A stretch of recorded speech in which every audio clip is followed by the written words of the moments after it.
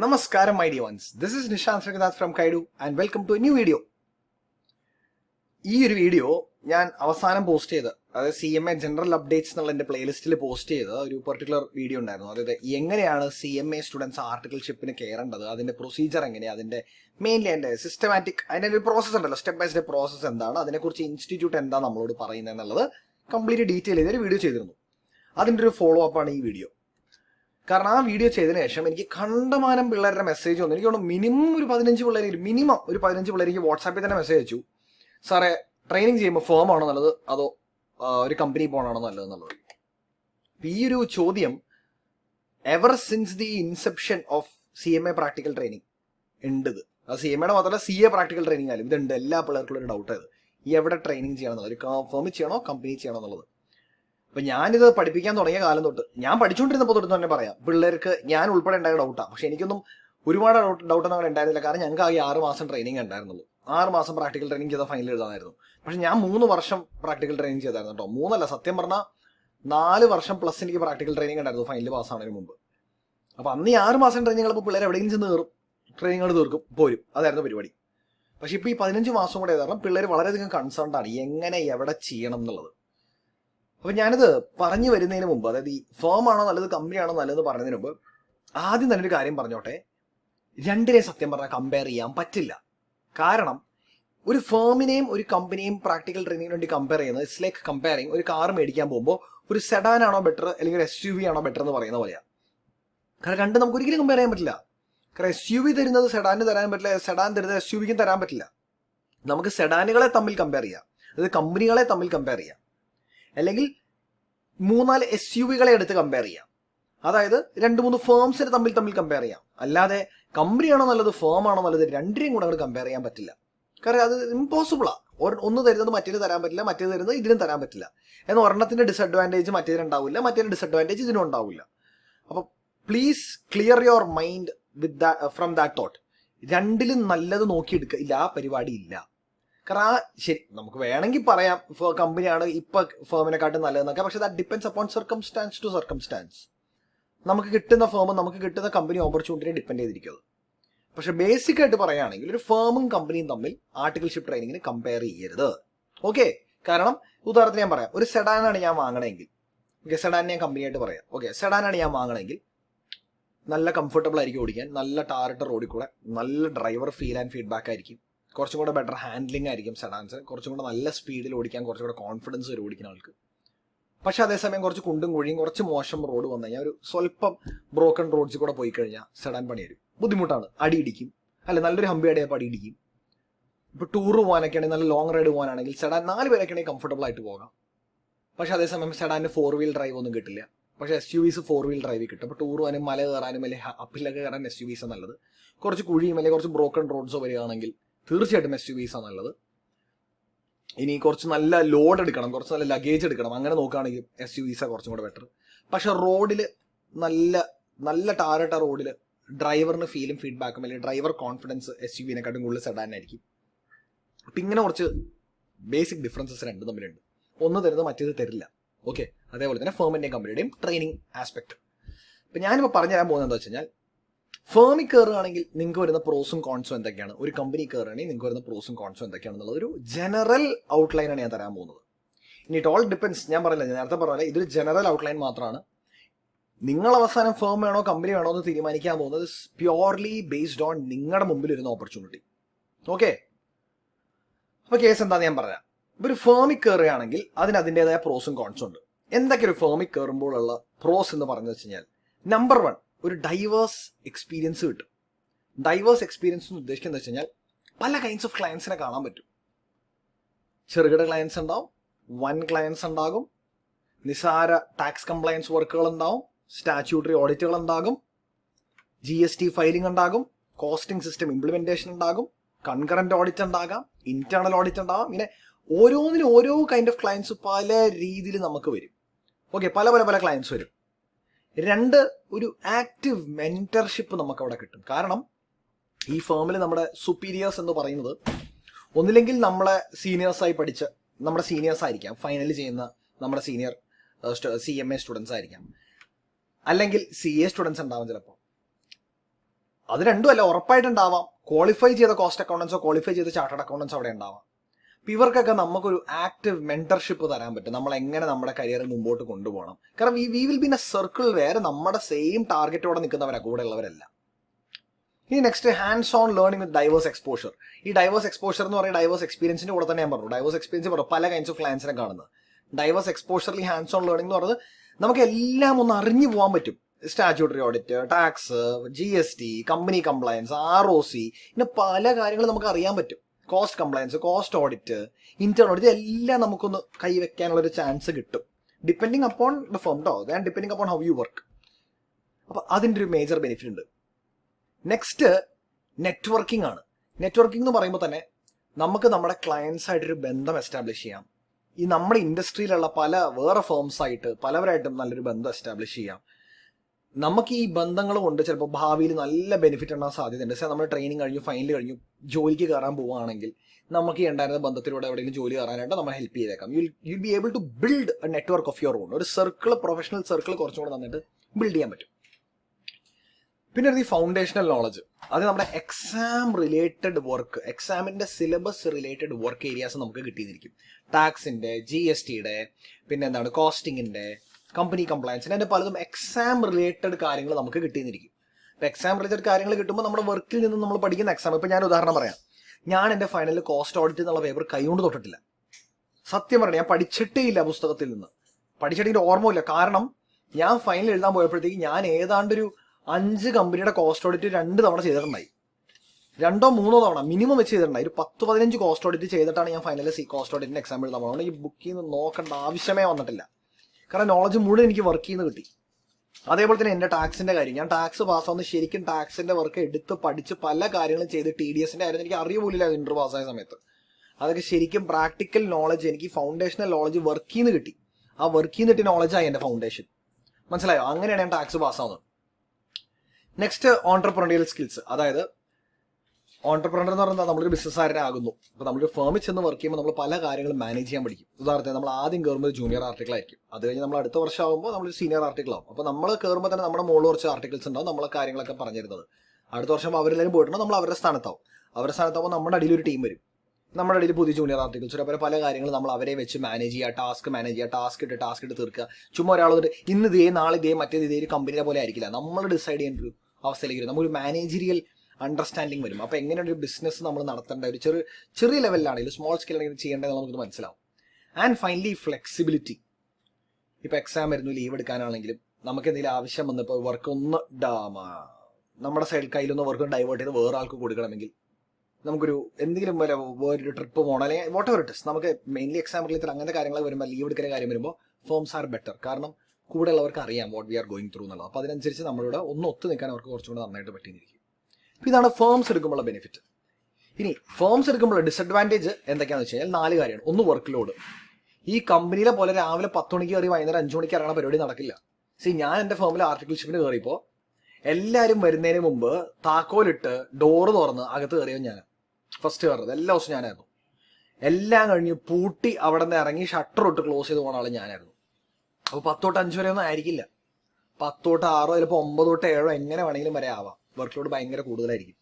ചിലപ്പോൾ ക്ലയൻസ് പല സ്ഥലത്ത് കിടക്കണമായിരിക്കാം. ഞാൻ ആർട്ടിക്കിൾഷിപ്പിൽ എനിക്ക് ഫസ്റ്റ് കിട്ടുന്ന അസൈൻമെന്റ് അപ്പോളോ ടയർസിൻ്റെയാണ്. അപ്പോൾ അപ്പോളോ ടയർസ് എന്ന് പറഞ്ഞാൽ എൻ്റെ വീട്ടിൽ നിന്ന് ഏതാണ്ട് ഒരു 10-70 കിലോമീറ്റർ ദൂരമുള്ളതാണ്. ഞാൻ അങ്ങോട്ട് പോകണമായിരുന്നു, ഫുൾ അങ്ങോട്ട് ട്രാവൽ ചെയ്യണമായിരുന്നു. അപ്പോൾ എൻ്റെ ബാക്കിയുള്ള കമ്പനിയിലേക്ക് കയറിയ ഫ്രണ്ട്സിന് നിസ്സാര വർക്ക് ഒരു കമ്പനിയിൽ പോയി ഇരുന്നാൽ മതി. എനിക്കാണെങ്കിൽ വണ്ടി ഓടിച്ച് ബൈക്ക് ഓടിച്ച് അവിടം വരെ പോകും. ബൈക്ക് ഓടിച്ച് അവിടെ പോയപ്പോൾ അവിടെ വർക്ക് ചെയ്ത് തിരിച്ചു വരും.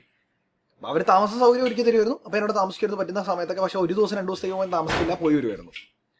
അപ്പോൾ വർക്ക് ലോഡ് കുറച്ചും കൂടെ കൂടുതലായിരിക്കും. 2, ലിമിറ്റഡ് കോർപ്പറേറ്റ് എക്സ്പോഷർ. അതായത് ഒരു MNCയുടെ ഫംഗ്ഷനിങ്, ഒരു വലിയൊരു സ്ഥാപനത്തിന്റെ ഫംഗ്ഷനിങ്ങിന്റെ ഒരു കൾച്ചർ ചിലപ്പോൾ നമുക്ക് കിട്ടിയെന്ന് വരില്ല. കാരണം ഫേം അല്ലേ, ഫേം എന്ന് പറഞ്ഞാൽ അത്രയും വലിയ കോടികൾ ടേൺ ഓവറുള്ള സ്ഥാപനമൊന്നും ആയിരിക്കില്ല അത്. അപ്പോൾ അവിടെ നമ്മൾ കാണുന്ന culture will be very different than a culture that we will see in MNC or big corporate company. അപ്പോൾ ആ കൾച്ചർ എക്സ്പോഷർ നമുക്ക് കിട്ടിയെന്ന് വരില്ല. ഇനി വരുന്നതാണ് വളരെ ഇമ്പോർട്ടൻ്റ് ഉള്ള കാര്യം, ഒരു വേരീഡ് ക്വാളിറ്റി ഓഫ് ട്രെയിനിങ് ആയിരിക്കും. കാരണം depending upon firm to firm training quality മാറും. ചില ഫേംസിലുണ്ടാവും ഉഗ്രൻ എക്സ്പോഷർ, നല്ല ട്രെയിനിങ് തരാവുന്ന സ്ഥലങ്ങളുണ്ടാവും. ചില ഫേംസ് ഉണ്ടാവും അത്ര നല്ല ട്രെയിനിങ് തരാൻ പറ്റാത്തതുണ്ടാവും. ഓക്കെ, അപ്പോൾ അത് നിങ്ങൾ തന്നെ അളന്ന് നോക്കി എടുക്കേണ്ടതാണ്. നിങ്ങൾ കയറുന്ന ഫേം എങ്ങനത്തെയാണ്, അവിടെ എങ്ങനത്തെ വർക്കാന്നുള്ളത് നിങ്ങൾ തന്നെ നോക്കി ഒന്ന് മനസ്സിലാക്കി. അത് ചാടിക്കറി അവിടുത്തെ സാറിനോട് ചോദിക്കരുത്, സാർ ഇവിടെ എന്തൊക്കെയാണ് വർക്കും ചോദിക്കരുത്.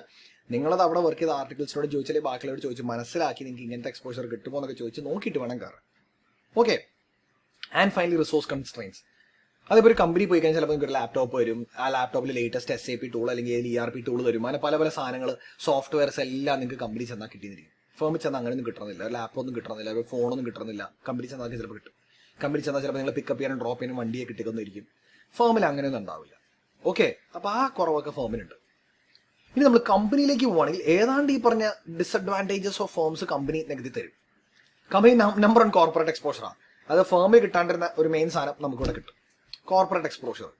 അപ്പോൾ ഈ കോർപ്പറേറ്റ് എക്സ്പോഷർ എന്ന് പറയുമ്പോൾ നമ്മൾ എല്ലാവരും ആഗ്രഹിക്കുന്ന ഒരു കാര്യമാണ്. ശരിക്കും പ്രൊഫഷണൽ ആവണം. നമ്മൾ ഈ സിനിമയിലും പോപ്പ് കൾച്ചറിലൊക്കെ കണ്ട് ഈ കോട്ട് സൂട്ടൊക്കെ ഇട്ട് ഭയങ്കര എക്സിക്യൂട്ടീവ് ഇൻസേർട്ട് ചെയ്തതിൽ ഭയങ്കര ടിപ്പ് ടോപ്പായിട്ട് നടന്ന് ഫുൾ ഷാർപ്പായിട്ട് നടന്ന ആൾക്കാർ, ഈ ബിസിനസ്സുകാർ, CEOs, CFOs അങ്ങനെയൊക്കെ ആവണമെന്ന് എല്ലാവർക്കും ഒരു ആഗ്രഹം ഉണ്ടാവും. അപ്പോൾ ആ ഒരു കൾച്ചറൽ അണ്ടർസ്റ്റാൻഡിങ് ഇപ്പോൾ ഒരു കമ്പനി കയറിയ കുറച്ചും കൂടെ ബെറ്റർ ആയിരിക്കും നമുക്ക്. മനസ്സിലായോ? ഈ നെക്സ്റ്റ് വൺ ഇവിടെ വർക്ക് ലോഡാണല്ലോ ഡിസഡ്വാൻറ്റേജ് ആയിട്ട് പറഞ്ഞത്.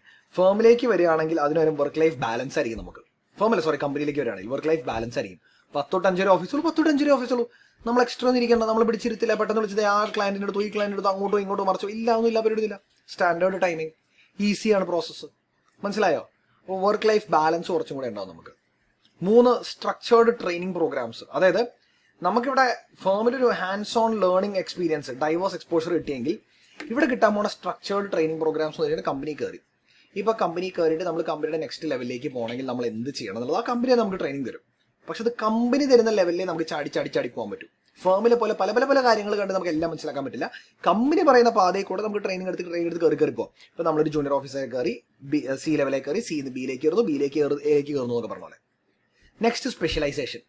ഇപ്പോൾ ഫേമിൽ നമ്മൾ പല kinds of work, costing, tax, GST, company compliance, finalisation, ROC ഇങ്ങനെ പലതും കാണുമെങ്കിൽ കമ്പനിയിൽ നമ്മൾ ഒരു ഏരിയയിൽ ഡീപ്പായിട്ട് ആ ഒരു ഏരിയ കാണലായിരിക്കും നമുക്ക് കൂടുതൽ കിട്ടുക. അപ്പോൾ ചിലവർക്ക് നല്ലതായിരിക്കും, ചിലവർക്ക് ഇത് അത്ര നല്ലതായിരിക്കില്ല. ചിലവർക്ക് നല്ല കവറേജ് വേണമെന്നുണ്ടെങ്കിൽ ഞാൻ ഒരിക്കലും കമ്പനി സജസ്റ്റ് ചെയ്യില്ല, ഫേം തന്നെ സജസ്റ്റ് ചെയ്യും. പക്ഷേ ഒരു ഏരിയയിൽ നല്ല രീതിയിൽ ഫോക്കസ് ചെയ്ത് അങ്ങനെയാണ് വർക്ക് ചെയ്തത്. ഇപ്പോൾ ഓഡിറ്റ് എന്നുള്ള കാര്യത്തിൽ തന്നെ സ്പെഷ്യലൈസ് ചെയ്താൽ മതി എന്നൊക്കെ ആഗ്രഹമുള്ളവർക്ക് നല്ലൊരു കമ്പനിയിൽ ഓഡിറ്റ് ഡിപ്പാർട്ട്മെന്റ് കയറാം. ഇപ്പോൾ KPMGയിലൊക്കെ ഓഡിറ്റിങ്ങിന് ഓപ്പണിംഗ്സ് വരുന്നുണ്ട് ഓഡിറ്റ് ഡിപ്പാർട്ട്മെന്റിലൊക്കെ. യെസ്. ഇപ്പോൾ നെക്സ്റ്റ് ഫ്യൂച്ചർ ഓപ്പർച്യൂണിറ്റീസ്. ഫേമിൽ നമുക്ക് എന്റർപ്രണറിയൽ സ്കിൽസും അല്ലെങ്കിൽ നെറ്റ്വർക്കിങ്ങും കിട്ടുമെങ്കിൽ കമ്പനി കിട്ടുന്ന future opportunities in the way of നമ്മൾ ക്വാളിഫൈ ചെയ്ത് കഴിഞ്ഞാൽ ചിലപ്പോൾ ആ കമ്പനിയെ നമ്മൾ അബ്സോർബ് ചെയ്യും. അല്ലെങ്കിൽ നമ്മൾ 15 ദിവസം ട്രെയിനിങ് തീർത്തു, കമ്പനിയെ ചിലപ്പോൾ നമുക്ക് ചാൻസ് വരും. ഇത്ര നാൾ ട്രെയിനിങ് ആയിട്ടല്ലേ പെർമനന്റ് സ്റ്റാഫ് ആയിക്കോ. എൻ്റെ ഫ്രണ്ട്സിന് അങ്ങനെ പെർമനന്റ് സ്റ്റാഫ് ആയവർ കമ്പനിയിൽ 15 മാസം ട്രെയിനിങ്ങിന് ശേഷം കമ്പനിയുടെ മെയിൻ സ്റ്റാഫ് ആയി കയറി. അപ്പോൾ 15 മാസം അല്ലെങ്കിൽ 10 മാസം 10,000 രൂപയോ 15,000 രൂപ ശമ്പളം മേടിച്ചിട്ട് 15ാമത്തെ മാസം 30,000 40,000 രൂപ ക്വാളിഫൈ ആയിട്ട് മേടിച്ചിട്ട് ഫ്രണ്ട്സ് ഉണ്ട്. അപ്പോൾ അങ്ങനെ നോക്കുമ്പോൾ ഫ്യൂച്ചർ ഓപ്പർച്യൂണിറ്റീസ് കമ്പനി ശരിക്കും സ്ട്രോങ് ആയിട്ട് തരും. മനസ്സിലായോ? And finally next access to resources.